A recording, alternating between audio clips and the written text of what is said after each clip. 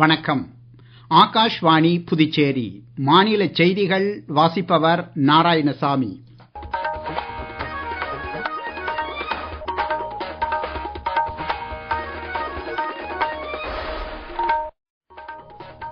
தலைப்புச் செய்திகள்.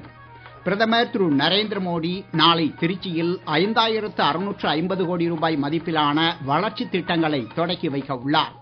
பெட்ரோலிய பொருட்கள் தடையின்றி விநியோகம் செய்யப்படுவதை உறுதி செய்யும் வகையில் அத்தியாவசிய பொருட்கள் சட்டம் 1955 கீழ் கொண்டுவரப்படுவதாக மத்திய அரசு அறிவித்துள்ளது. மக்களவைத் தலைவர் திரு ஓம் பிர்லாவிற்கு எதிராக எதிர்க்கட்சியினர் கொண்டு வந்த நம்பிக்கையில்லா தீர்மானம் இன்று மக்களவையில் விவாதத்திற்கு எடுத்துக் கொள்ளப்பட்டது. புதுச்சேரியில் சர்வதேச, தேசிய மற்றும் மண்டல அளவில் விருதுகள் பெற்ற விளையாட்டு வீரர்களுக்கு துணைநிலை ஆளுநர் திரு கைலாஷ்நாதன் பணப்பரிசுகள் வழங்கினார். இனி விரிவான செய்திகள். பிரதமர் திரு நரேந்திர மோடி நாளை திருச்சியில் 5650 கோடி ரூபாய் மதிப்பிலான வளர்ச்சி திட்டங்களை தொடக்கி வைத்து அடிக்கல் நாட்ட உள்ளார். இது குறித்த ஒரு செய்தி தொகுப்பு. நாளை தமிழ்நாட்டிற்கு வருகை தரும் பிரதமர் திரு நரேந்திர மோடி நீலகிரி மற்றும் ஈரோடு மாவட்டங்களில் பாரத் பெட்ரோலியம் கார்ப்பரேஷன் லிமிடெட் சார்பில் அமைக்கப்படும் 3680 கோடி ரூபாய்க்கு மேல் மதிப்புள்ள நகர எரிவாயு விநியோக கட்டமைப்பிற்கு அடிக்கல் நாட்டுகிறார். மேலும் சென்னை மணலியில் இந்தியன் ஆயில் கார்ப்பரேஷன் சார்பில் அமைக்கப்பட்டுள்ள வாகனங்கள் மற்றும் தொழிற்சாலை எந்திரங்களுக்கான எண்ணெய் தயாரிப்பு ஆலையை நாட்டிற்கு அர்ப்பணித்து வைக்கிறார். அதனைத் தொடர்ந்து தமிழ்நாடு முழுவதும் பிரதம மந்திரி கிராம சாலைகள் திட்டத்தின் கீழ் அமைக்கப்பட்டுள்ள 370 கிலோமீட்டர் நீளமுள்ள சாலைகளை திறந்து வைக்கிறார். மேலும் கங்கை கொண்ட சோழபுரம் அருகே பசுமை பாதை புறவழிச்சாலைக்கும் அவர் அடிக்கல் நாட்டுகிறார். அதனைத் தொடர்ந்து 2 அமிர்த பாரத் எக்ஸ்பிரஸ் ரயில்கள் உட்பட 5 புதிய ரயில் சேவைகளையும் அவர் கொடியசைத்து தொடக்கி வைக்கிறார். மத்திய தொழிலக பாதுகாப்பு படை நிறுவன தினம் இன்று கொண்டாடப்படுவதை ஒட்டி குடியரசு துணைத் தலைவர், பிரதமர் உள்ளிட்ட தலைவர்கள் வாழ்த்து தெரிவித்துள்ளனர். குடியரசு துணைத் தலைவர் திரு சி.பி. ராதாகிருஷ்ணன் வெளியிட்டுள்ள சமூக வலைதள பதிவில் நாட்டின் பொதுத்துறை நிறுவனங்களை பாதுகாப்பதில் மத்திய தொழிலக பாதுகாப்பு படையின் பங்கு பாராட்டத்தக்கது என்று தெரிவித்துள்ளார். பிரதமர் திரு நரேந்திர மோடி விடுத்துள்ள செய்தியில் நாடு முழுவதும் உள்ள முக்கியத்துவம் வாய்ந்த உள்கட்டமைப்பை பாதுகாப்பதில் மத்திய தொழிலக பாதுகாப்பு படையின் பங்கு அளப்பரியது என்றும் தெரிவித்துள்ளார். மத்திய உள்துறை அமைச்சர் திரு அமித்ஷா வெளியிட்டுள்ள சமூக ஊடக பதிவில் நாட்டு மக்களின் பாதுகாப்பிற்காக உயிர் தியாகம் செய்த மத்திய தொழிலக பாதுகாப்பு படை வீரர்களுக்கு தலை வணங்குவதாக குறிப்பிட்டுள்ளார். பெட்ரோலிய பொருட்கள் தடையின்றி விநியோகம் செய்யப்படுவதை உறுதி செய்யும் வகையில் மத்திய அரசு அதனை அத்தியாவசிய பொருட்கள் சட்டம் 1955 கீழ் கொண்டு வந்துள்ளது. மேற்காசியா மற்றும் மத்திய கிழக்கு நாடுகளில் நிலவும் போர் பதற்றம் காரணமாக உள்நாட்டில் பெட்ரோல், எரிவாயு உள்ளிட்ட பொருட்களுக்கு நெருக்கடி ஏற்படக்கூடும் என்பதால் பெட்ரோலிய பொருட்களின் உற்பத்தியை அதிகரிக்க வேண்டும் என்று மத்திய அரசு எண்ணெய் நிறுவனங்களுக்கு உத்தரவிட்டுள்ளது.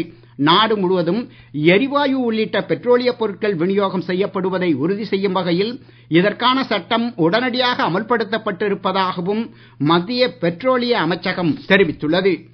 மக்களவைத் தலைவர் திரு ஓம் பிர்லாவிற்கு எதிராக எதிர்க்கட்சியினர் கொண்டு வந்த நம்பிக்கையில்லா தீர்மானம் இன்று மக்களவையில் விவாதத்திற்கு எடுத்துக் கொள்ளப்பட்டது.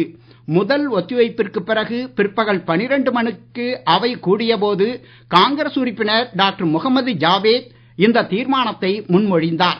அப்போது சபையின் அனைத்து உறுப்பினர்களின் நம்பிக்கையை பெறும் வகையில் பாரபட்ச முறையில் செயல்பட திரு ஓம் பிர்லா தவறிவிட்டார் என்று தெரிவித்தார். இந்த தீர்மானத்தின் மீதான விவாதத்திற்கு 10 மணி நேரம் ஒதுக்கப்பட்டுள்ளதாக அவையை நடத்தும் அலுவலர் திரு ஜெகதாம்பிகா பால் உறுப்பினர்களிடம் கூறினார். விவாதத்தை தொடக்கி வைத்து பேசிய காங்கிரஸ் கட்சியின் திரு கௌரவ் கோகோய், குடியரசுத் தலைவரின் உரைக்கு நன்றி தெரிவிக்கும் தீர்மானத்தின் மீது எதிர்க்கட்சித் தலைவர் திரு ராகுல் காந்தி உரையாற்றிய போது சபாநாயகர் பலமுறை குறுக்கிட்டதாக தெரிவித்தார். திரு ஓம் பிர்லா அவை நடவடிக்கைகளின் போது பாரபட்சமாக நடந்து கொண்டார் என்றும் இந்த தீர்மானம் அவருக்கு எதிரானதாக அல்லாமல் அவையின் கண்ணியத்தை பாதுகாக்கும் வகையில் கொண்டு வரப்பட்டிருப்பதாகவும் திரு கோகோய் தெரிவித்தார். மாநிலங்களவையிலிருந்து எதிர்க்கட்சி உறுப்பினர்கள் இன்று வெளிநடப்பு செய்தனர். இன்று காலை 11 மணிக்கு அவை கூடியதும் மத்திய அமைச்சர்கள் தங்கள் துறை சார்ந்த அறிக்கைகளை சமர்ப்பித்தனர். நாடாளுமன்ற குழுக்களின் அறிக்கைகளும் அவையில் தாக்கல் செய்யப்பட்டுள்ளன. பின்னர் பூஜ்ய நேரத்தில் திரிணாமுல் காங்கிரஸ் உறுப்பினர் திரு டெரிக் ஓ பிரையன் வாக்காளர் பட்டியல் சிறப்பு தீவிர திருத்தப் பணிகள் குறித்து விவாதிக்க வேண்டும் என்று கோரிக்கை விடுத்தார். அவரைத் தொடர்ந்து எதிர்க்கட்சித் தலைவர் திரு மல்லிகார்ஜுன கார்கே தேர்தல் சீர்திருத்தங்கள் குறித்து விவாதிக்க வேண்டுமென வலியுறுத்தினார். இதனால் ஏற்பட்ட கூச்சல் குழப்பத்திற்கு இடையே எதிர்க்கட்சி உறுப்பினர்கள் மாநிலங்களவையிலிருந்து வெளிநடப்பு செய்தனர். அப்போது பேசிய அவை முன்னவர் திரு ஜே.பி. நட்டா, எதிர்க்கட்சிகள் விவாதத்தை அவையினுள் நடத்த விரும்பவில்லை என்று தோன்றுவதாக குறிப்பிட்டார். நீங்கள் கேட்டுக்கொண்டிருப்பது மாநில செய்திகள். நேயர்கள் ஆகாஷ்வாணி செய்திகளை உடனுக்குடன் தெரிந்து கொள்ள எமது புதுச்சேரி மண்டல செய்திப் பிரிவின் சமூக ஊடகங்களான @AIR_News_புதுவை என்ற எக்ஸ் பக்கத்தையும், all India radio news Puducherry என்ற Facebook பக்கத்தையும், @RNU புதுச்சேரி என்ற யூடியூப் சேனலையும் அணுகலாம்.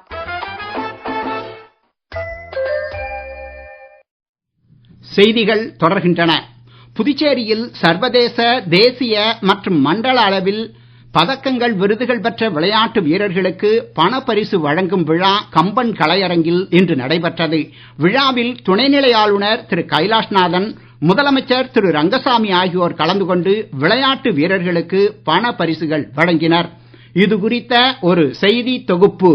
இவ்விழாவில் துணைநிலை ஆளுநர் திரு கைலாஷ்நாதன் பேசும்பொழுது, விளையாட்டுத் துறையில் இந்தியா அடைந்திருக்கும் உயரம் சாதாரணமானது அல்ல என்றும், ஒலிம்பிக்ஸ், பாராலிம்பிக்ஸ், காமன்வெல்த் போன்ற சர்வதேச போட்டிகளில் தொடங்கி கிரிக்கெட் உலகக்கோப்பை வரை இந்தியாவின் பெருமையும் திறமையையும் விளையாட்டு வீரர்கள் நிலைநிறுத்தி இருப்பதாக கூறினார். இந்த சாதனைகள் ஒரே நாளில் நடந்தவை அல்ல என்றும், விளையாட்டுத் துறையில் நமது இளைஞர்கள் செய்த தவத்தின் பலன் என்றும் தெரிவித்தார். விழாவில் முதலமைச்சர் திரு ரங்கசாமி பேசும்பொழுது, புதுச்சேரியை சேர்ந்த விளையாட்டு வீரர்கள் சர்வதேச மற்றும் தேசிய அளவிலான போட்டிகளில் தற்போது அதிக அளவில் பங்கேற்று பதக்கங்கள் பெற்று வருவதாக தெரிவித்தார். வெளிநாடுகள் மற்றும் பிற மாநிலங்களில் நடைபெறும் விளையாட்டுப் போட்டிகளில் பங்கேற்க செல்லும் விளையாட்டு வீரர்களுக்கு நிதி உதவி அளிப்பதற்கு நடவடிக்கை எடுக்கப்பட்டுள்ளதாக கூறினார். இவ்விழாவில் 320 விளையாட்டு வீரர்கள் மற்றும் 63 பயிற்சியாளர்களுக்கு 1,35,11,000 ரூபாய் அளவிற்கு ரொக்க பரிசு வழங்கப்பட்டது. சட்டப்பேரவைத் தலைவர் திரு செல்வம், உள்துறை அமைச்சர் திரு நமச்சிவாயம், வேளாண் துறை அமைச்சர் திரு ஜெயக்குமார், சட்டமன்ற உறுப்பினர்கள் திரு கல்யாணசுந்தரம், திரு KSP ரமேஷ், தலைமைச் செயலர் டாக்டர் சரத் சௌஹான் ஆகியோரும் கலந்து கொண்டனர். காரைக்கால் சுகாதாரத்துறை இணை இயக்குனர் டாக்டர் சிவராஜ்குமார் தலைமையில் இன்று கருவில் உள்ள குழந்தையின் பாலினத்தை கண்டறியும் தடை சட்ட குழு கூட்டம் நடைபெற்றது. இக்கூட்டத்தில் காரைக்காலில் மேலும் 2 இடங்களில் புதிய ஸ்கேன் மையங்கள் தொடங்க ஒப்புதல் அளிக்கப்பட்டது. கருவில் உள்ள குழந்தையின் பாலினத்தை கண்டறிந்து கூறுவது சட்டப்படி குற்றம் என்பதால் இதனை மீறுபவர்கள் மீது 3 ஆண்டுகள் சிறை தண்டனை மற்றும் 50,000 ரூபாய் அபராதம் விதிப்பது குறித்தும் ஆலோசிக்கப்பட்டது. இக்குழு கூட்டத்தில் அரசு மருத்துவ அதிகாரிகள் மற்றும் பல்வேறு அமைப்புகளின் பிரதிநிதிகளும் கலந்து கொண்டனர். வாக்காளர்களை அச்சுறுத்தும் வகையிலான செயல்பாடுகளை தேர்தல் ஆணையம் அனுமதிக்காது என்று தலைமை தேர்தல் ஆணையர் திரு ஞானேஷ்குமார் தெரிவித்துள்ளார். தேர்தல் ஏற்பாடுகள் குறித்து மேற்கு வங்கத்தில் 2 நாள் மறு ஆய்வு கூட்டத்திற்கு பின்னர் செய்தியாளர்களிடம் பேசிய அவர், அச்சமோ அல்லது பாகுபாடோ இல்லாமல் சட்டத்தின் ஆட்சியை உறுதியாக அமல்படுத்த சட்ட அமலாக்க முகமைகளுக்கு உத்தரவிடப்பட்டுள்ளதாக தெரிவித்தார். மேற்கு வங்கத்தில் உள்ள அனைத்து வாக்காளர்களும் வரவிருக்கும் சட்டமன்ற தேர்தலில் வன்முறை மற்றும் அச்சுறுத்தல் இல்லாத சூழ்நிலையில் வாக்களிப்பதை உறுதி செய்வதே தேர்தல் ஆணையத்தின் முதன்மை நோக்கமாக உள்ளது என்றார்.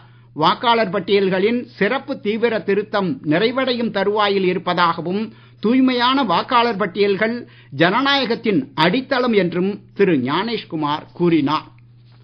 வீட்டு உபயோகத்திற்கும் மற்றும் மருத்துவமனைகள், கல்வி நிறுவனங்கள் போன்ற அத்தியாவசியமான பிற துறைகளுக்கும் தடையின்றி எரிவாயு சிலிண்டர் வழங்கும் வகையில் முன்னுரிமை அடிப்படையில் நடவடிக்கை எடுக்கப்பட்டு வருவதாக இந்தியன் ஆயில் நிறுவனம் தெரிவித்துள்ளது. இந்த நிறுவனத்தின் சார்பில் தெரிவிக்கப்பட்டுள்ள சமூக ஊடக பதிவில், மருத்துவமனைகள், கல்வி நிறுவனங்கள் போன்ற அத்தியாவசிய துறைகளிடமிருந்து வரும் கோரிக்கைகள் பெட்ரோலிய விற்பனை நிறுவனங்களைச் சார்ந்த செயல் இயக்குனர் அடங்கிய குழுவால் ஆய்வு செய்யப்பட்டு நடவடிக்கை எடுக்கப்படுவதாக தெரிவித்துள்ளது. அண்மையில் நடந்து முடிந்த ICC ஆண்கள் T20 உலகக்கோப்பையை இந்திய அணி வென்றதை அடுத்து இந்திய கிரிக்கெட் கட்டுப்பாட்டு வாரியம் 131 கோடி ரூபாய் ரொக்கப் பரிசை அறிவித்துள்ளது. இந்த பரிசுத் தொகை சூரியகுமார் யாதவ் தலைமையில் கோப்பையை வென்ற இந்திய அணியின் 15 வீரர்கள், பயிற்சி ஊழியர்கள் மற்றும் பிற ஊழியர்களுக்கு பகிர்ந்து அளிக்கப்படும் என்று BCCI செயலாளர் திரு தேவஜித் சைக்கியா தெரிவித்துள்ளார். மீண்டும் தலைப்புச் செய்திகள்.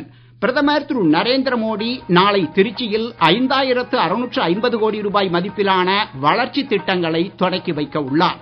பெட்ரோலிய பொருட்கள் தடையின்றி விநியோகம் செய்யப்படுவதை உறுதி செய்யும் வகையில் அத்தியாவசிய பொருட்கள் சட்டம் 1955 கீழ் கொண்டு வரப்படுவதாக மத்திய அரசு அறிவித்துள்ளது.